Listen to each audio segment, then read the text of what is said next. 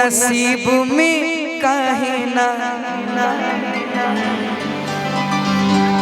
उजे दिलवा में रहे राम जी।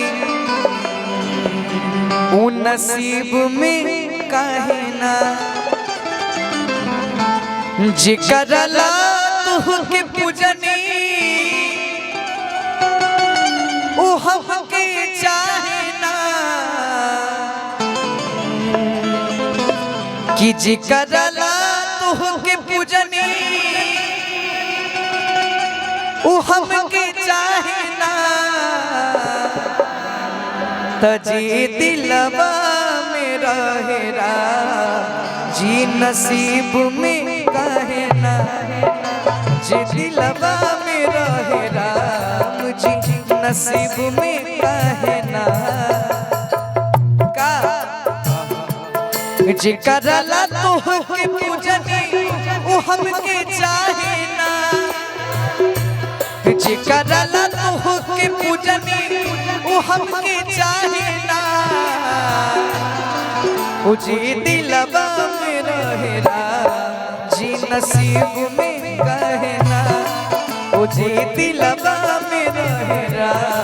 जी नसीब में काहे ना।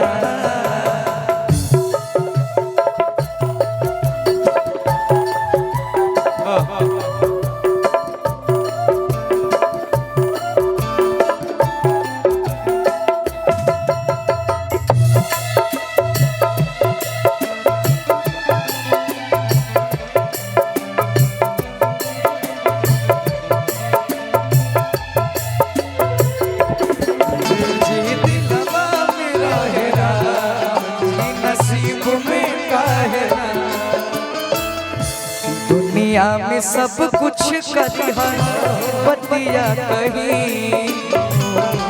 दुनिया में सब कुछ करिहा बतिया कही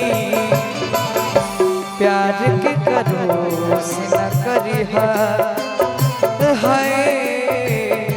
प्यार के करो से न करिहा केहू के दिल में बसा के दगा ना दिहा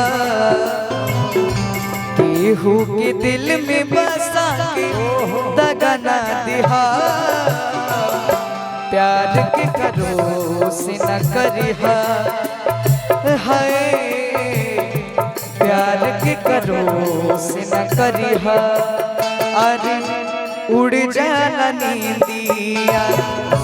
रहेला न चैना हो उड़ जाना नींदिया तो सावन भदवानिया बरसेला नैना हो सावन भदवानिया बरसेला नैना हो केहू के दिल में बसा के केहू के दिल में बसा के दगा ना दिहा प्यार के करो से न करिहा हाय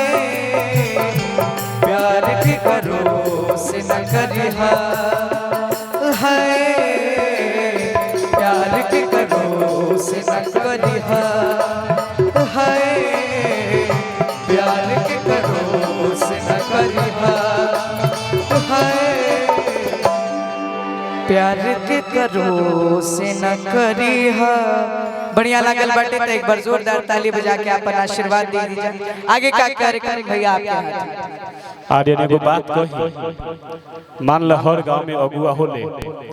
हमरा के तू बाबा कहला तो हमारा पता चल गया घर में हमारा अगुआ ना जी ऐसे न जाइए कि राम रहीम बाबा कहले तो जेल में गइले आसाराम बाबा कहले तो जेल में गइले हो सकता कि हमरो बारी मत होके सम्मान करतनी और अब